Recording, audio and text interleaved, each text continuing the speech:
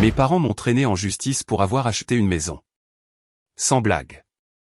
Le mois dernier, j'ai acheté ma toute première maison après 13 ans à trimer, à me nourrir de nouilles instantanées et à ne dépenser presque pas un sou.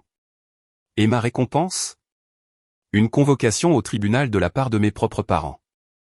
La raison? Cette maison aurait dû être celle de ta sœur.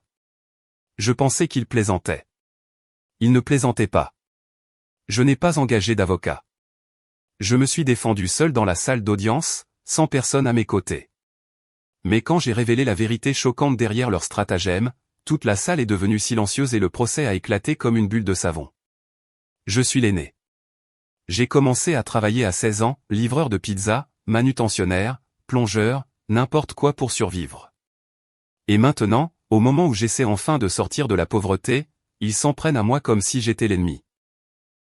Je n'arrive toujours pas à croire que c'est vraiment arrivé. Mais ce qui s'est passé ensuite, vous n'allez pas le croire non plus. Je suis devenu financièrement indépendant à 18 ans.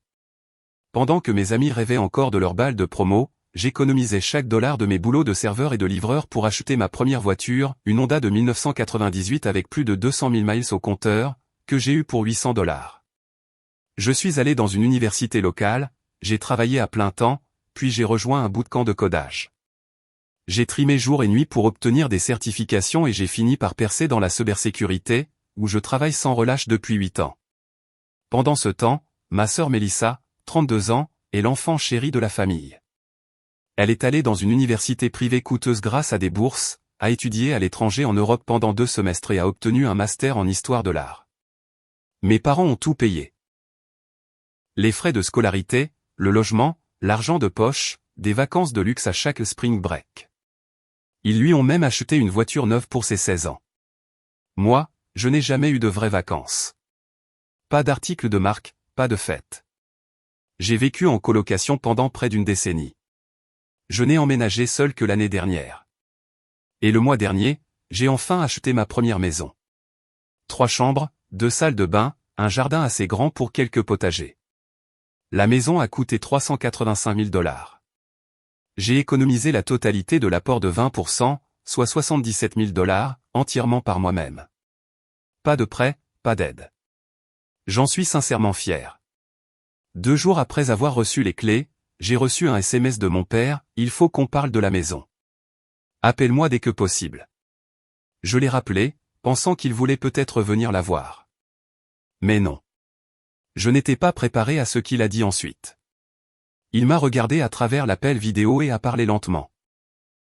Nous en avons discuté en famille, et nous pensons que ce serait plus juste que Mélissa ait la maison. J'étais abasourdi. Qu'est-ce que tu veux dire? Elle a du mal avec ses dettes étudiantes, chérie. Elle ne peut pas payer un loyer en ville. Toi, tu t'en sors bien, tu pourrais facilement acheter autre chose. J'ai ri, parce que je n'arrivais pas à y croire. Mais il ne plaisantait pas. Et puis ma mère a appelé aussi. Nous t'avons élevé, soutenu. Il est temps pour toi de rendre à la famille. Ta sœur a besoin de stabilité. Tu peux le faire, ne sois pas égoïste. Je suis resté silencieux, le cœur serré. 8 ans. 8 ans à économiser chaque centime, et maintenant ils veulent que je renonce à tout, simplement parce que, ta sœur le mérite plus. J'ai essayé de rester calme, mais quand mon père a commencé à crier au téléphone que j'avais une obligation morale, j'ai raccroché. Pas par manque de respect, mais parce que si j'avais continué à écouter, j'avais peur de ne plus jamais pouvoir leur pardonner. Une semaine plus tard, j'ai reçu les papiers. Mes parents me poursuivaient en justice pour ma maison. Leur plainte affirmait que je leur devais de m'avoir élevé. Ils ont calculé 300 000 $ en frais d'éducation. Mélissa avait plus besoin de la maison à cause de ses prêts. Je pouvais me permettre d'en acheter une autre, disait-il. Ils étaient, émotionnellement investis, dans mon succès, et en tant que parents, ils avaient le droit de redistribuer les biens familiaux. La partie la plus folle? Ils voulaient que la maison soit transférée à Mélissa et que je continue à payer le crédit immobilier pendant au moins 2 ans, jusqu'à ce qu'elle puisse le reprendre. Mise à jour après 3 semaines. Oh mon Dieu, ça a explosé. Merci à tous pour votre soutien. J'ai lu chaque commentaire, et honnêtement, ça m'a permis de garder la raison pendant ce cauchemar. Voici ce qui s'est passé depuis mon dernier message. J'ai décidé de me représenter moi-même. Je sais que tout le monde a dit que c'était une mauvaise idée, mais engager un avocat m'aurait coûté au moins 10 000 $, et cette affaire était si ridicule que je pensais pouvoir la gérer. J'ai toujours été bon en recherche et en paperasse. J'ai découvert quelque chose d'intéressant, la sœur de mon père, ma tante, finance leur procès. Elle m'a toujours détesté parce que je ne l'ai pas invitée à la remise de diplôme de mon université locale, je n'y suis tout simplement pas allé, ça me semblait inutile pour un diplôme de 2 ans. Elle a raconté à toute la famille que je suis un ingrat et que je me crois supérieur parce que je travaille dans la tech. Mélissa a commencé à poster sur les réseaux sociaux à propos de sa maison, publiant littéralement de vieilles photos de maisons de Pinterest avec la légende « Hâte de faire de cet endroit un foyer ». Merci à mes parents de se battre pour ce qui est juste. Mélissa cœur rouge parce que la famille passe avant tout. Mes parents ont essayé de rallier mes grands-parents à leur cause en les manipulant. Mon grand-père leur a dit sans détour d'aller se faire voir. Ma grand-mère a été plus gentille mais leur a quand même dit qu'ils étaient ridicules. La première audience est prévue dans 2 mois, les tribunaux sont surchargés. Je me suis préparé comme un fou, relevés bancaires, documents hypothécaires, preuves de l'apport, fiches de paie, tout. Leur avocat, un avocat retrouvé par ma tante, m'a contacté pour discuter d'un règlement. Il voulait le transfert de la pleine propriété de la maison à Mélissa, que je rembourse le crédit sur 24 mois, que je donne 50 000 $ pour dommages émotionnels, et que je fournisse des excuses écrites pour avoir brisé la famille. Je n'ai pas pu m'empêcher de rire. J'ai ri si fort que j'ai reniflé. Puis j'ai raccroché. Le drame familial n'a fait qu'empirer. Ma mère a posté sur Facebook, certains enfants oublient d'où ils viennent. Nous lui avons tout donné, notre nom, notre amour, notre soutien, nos valeurs. Et voilà comment il nous remercie. Sa sœur Mélissa a des dettes étudiantes et pas de logement stable. Un bon fils aiderait sa famille. Une mère déçue. #valeurs familiales. Ma tante a commenté, comportement honteux. Ta sœur a plus besoin de cette maison que toi de ton égoïsme. J'ai été désinvité de Thanksgiving. Ma mère a envoyé un texto à toute la famille en raison des événements récents et de la décision de mon nom. De nuire à l'avenir de sa sœur, il n'est pas le bienvenu aux réunions de famille jusqu'à ce qu'il fasse ce qu'il faut. Bref, je vais commander chinois et regarder le football à la maison. Mise à jour 2, le jour du procès, 2 mois après la première mise à jour. Je viens de rentrer du tribunal. Vous n'allez pas croire cet épisode. Je suis arrivé en avance, habillé de manière professionnelle, avec un dossier contenant tous mes documents. Mes parents sont entrés avec Mélissa et ma tante, et je ne plaisante pas, ils portaient tous des t-shirts assortis avec écrit en lettres géantes, la famille d'abord. Le drame a commencé dès que la porte s'est fermée. Mélissa s'est précipitée vers moi, les larmes aux yeux, essayant de me serrer dans ses bras comme si c'était moi qui avais forcé tout ça. Je te pardonne d'avoir poussé les choses aussi loin, a-t-elle étouffé. J'ai reculé. Elle a trébuché en avant, les bras tombant comme s'il cherchait à saisir de l'air. Depuis la rangée du fond, ma tante murmurait des choses vicieuses, à voix basse mais assez aiguisée pour couper la peau. Le juge a frappé de son marteau, a appelé au silence et a officiellement ouvert l'audience. Leur avocat a commencé, déjà agité, presque gêné de faire partie de tout ça. Votre honneur, mes clients, des êtres chers qui ont consacré leur vie, leurs émotions et un soutien financier important à la construction du défendeur.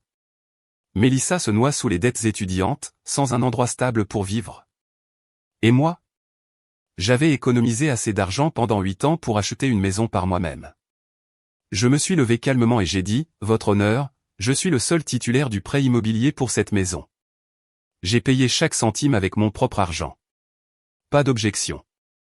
Le silence s'est fait dans la salle. Puis ils ont commencé. De vieux albums de photos de famille de quand j'étais bébé, présentés comme des preuves émotionnelles. Le relevé de prêt étudiant de Mélissa, 180 000 $ pour un diplôme en histoire de l'art. Des tableurs détaillés de chaque repas d'enfance, y compris un Happy Meal à 12,99 $ de 2003. Un SMS de moi qui disait « Je vous aime tous », présenté comme une preuve d'amour familial. Ils ont sorti mon profil LinkedIn, montrant que je travaille en cybersécurité. Mélissa a présenté un plan pour transformer la maison en une retraite pour artistes, bien qu'elle n'ait jamais gagné un seul dollar avec son art.